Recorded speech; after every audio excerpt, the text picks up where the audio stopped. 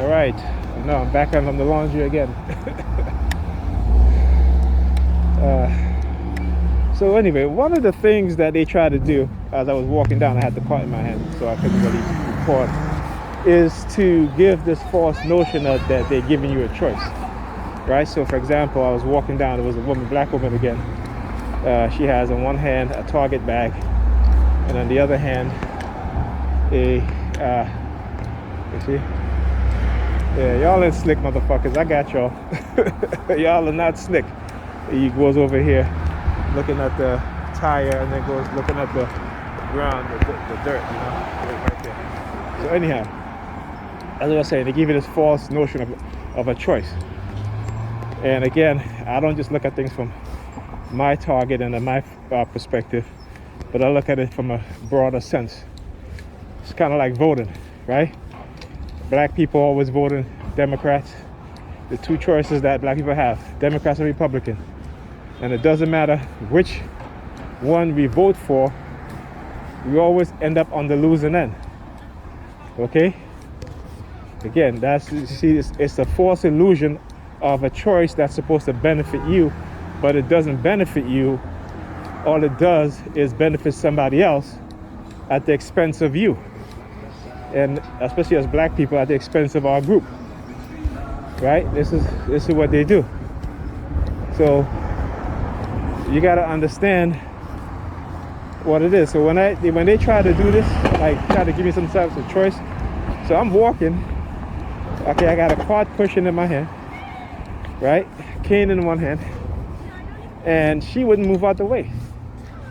She just kept walking straight because she wants me to move to either side, right? As if, you know, they're trying to give me a choice of being targeted,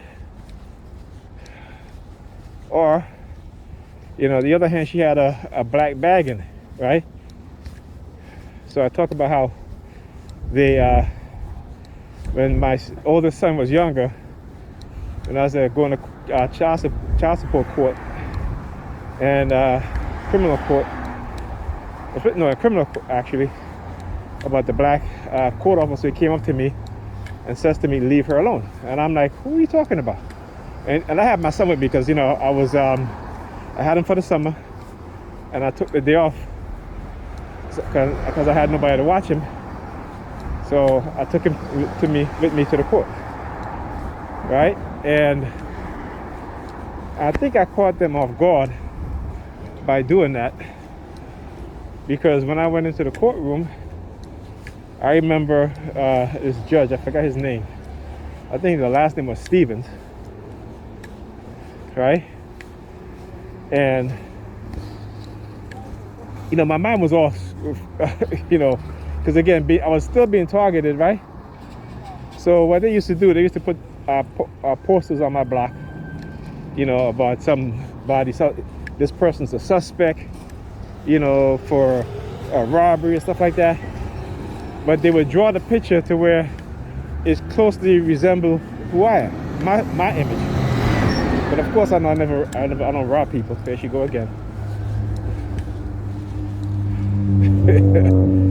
This is and I walked up here before, she was there. Now she's back walking up here again. Right? So, and I think that was when, actually going back, you know, actually the court situation, when I went to court with my son, and I was actually came back out waiting for paperwork, and the security officer with the white female, black security officer with the white female officer came up to me and he was like, "Leave her alone." And I'm like, what the hell are you talking about, man? You know, and then he shakes his keys and he walks off, right?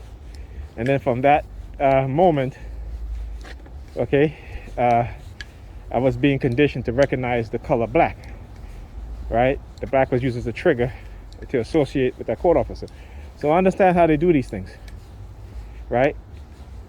And how they did it so quickly was that every time they see me, right, they will take one side of gloves out of their pocket. It doesn't matter what, it could be in the summer, winter, and it was a black glove, and just put it on their hands, right? Or if I'm walking, everybody would be wearing black. Okay, so after months and months, years, it was well conditioned within me. All right, and so I say that to say, because what they're doing, you talk about transference of anchors and triggers, and they were doing the same thing with my two youngest now, Ethan and Alyssa. Let's talk about black. See her? Here she's down there wearing all black, going into the building. Wearing all black. The other lady was walking up wearing all black. And then the other one come up here with yellow now. She's, you'll see her. I'm going to wait because I want you guys to see. Okay, usually I just turned in and walked in, but I actually want you guys to see exactly what it is and how they do these things, right? So they started doing that with Ethan. They would look at Ethan, and then put their gloves on, black pair of gloves, one side again, and being that, Ethan is a lighter complexion to both me and Pam, right? So again, trying to use the notion that, particularly in the black community, we know that, you have two brown-skinned people and they try to come out light, bright, there's questions, right? You know what I'm saying? You get, the father going to be like, hey, that ain't my child. That child is too damn light. The cat, what was it? Cat, what was his name again? Cat Williams, I think his name is Cat Williams, right? Of course, going into my building. Okay. Hi. Oh, you waving at me, girl? I see you trying to do the palm signal.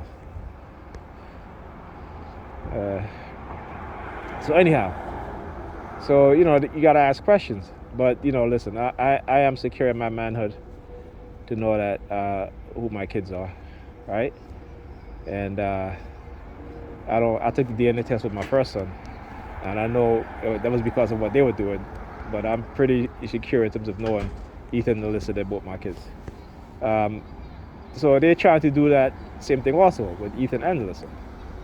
Because again, it's to cause you trauma, to cause you worries, and to basically create anxiety within you, right? And again, a lot of people don't understand this, particularly as black people, because again, we're particularly when it comes to working, we work in stressful jobs and we have less pay. And those stressful jobs cause us to have all sorts of illness that will arrive. Okay? See, I want you to understand how they understand the science and how they use the science of things to make us sick, and so we die sooner, which is again facts. You look at in the racial group of people who die earliest in America is black people. Okay?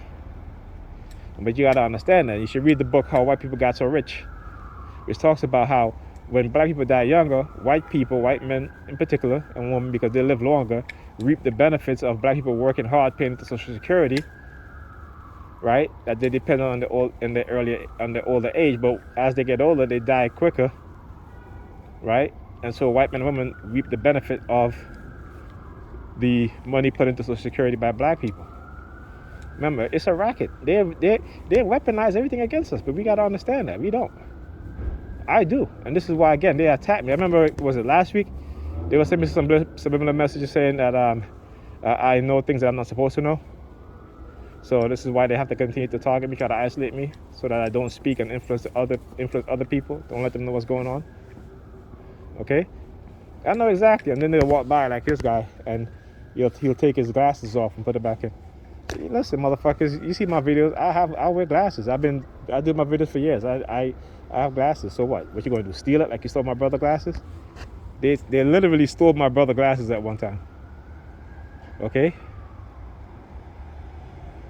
So, their fascination with glasses. I mean, coming from my way of thinking perspective, I look at Malcolm X, he wear glasses, right?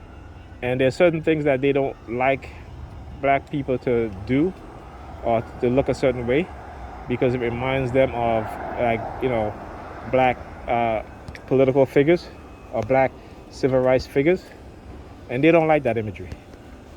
They don't like that imagery. They don't like a black militant image. They don't like that at all. They don't like a black masculine male image. They don't like that. Okay, it's so bad that they've conditioned our women not to like black masculinity, black male masculinity, right? That they have to be more masculine than us as black men, black women, right? And then try to feminize us black men, and have black women try to do it to feminize us also. Oh, you know, I wish you was like, I wish you would open up more and have, you know, have a more softer side. We have softer side, but you know, we don't have softer, you know, we're men. You know, we can't be soft 24/7. You know, like when I speak to Pam, oh, why are you raising? I'm not raising my voice. That's just the way I talk. If I want to raise my voice, you really won't like it.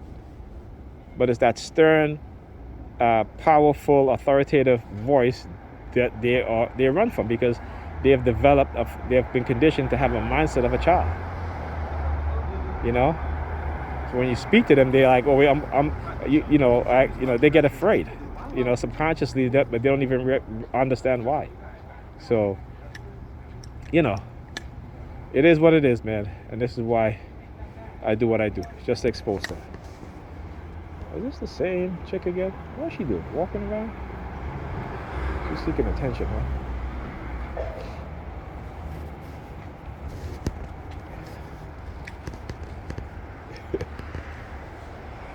It's the same chick, right? And I guess because I'm out here, you know, talking, they always try to show you people who they are using, right?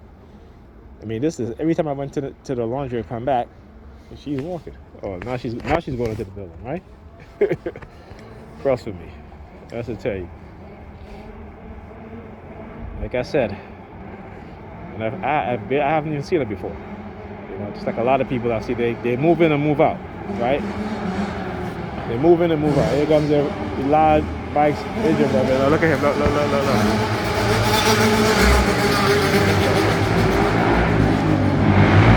Oh, he was waiting. He was waiting, all right.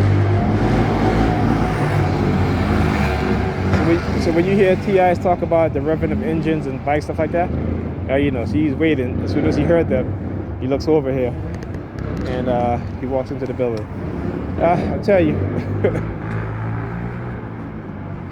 there's never been a program in the history of countries that is like this in the United States. It is 1,000 times worse than Zoom, because it is a combination of that, COINTELPRO, as well as other programs, all wrapped up into one. This is a super program, okay, that is based on non-consensual human experimentation, illegal microchipping, the cover-up of those things, right? And so, you know, like I said, I'm gonna expose it. They can keep making all the noise they want. It doesn't matter to me. Okay, like I said, I have a bigger purpose, and this is one of it. Okay? So, there you go.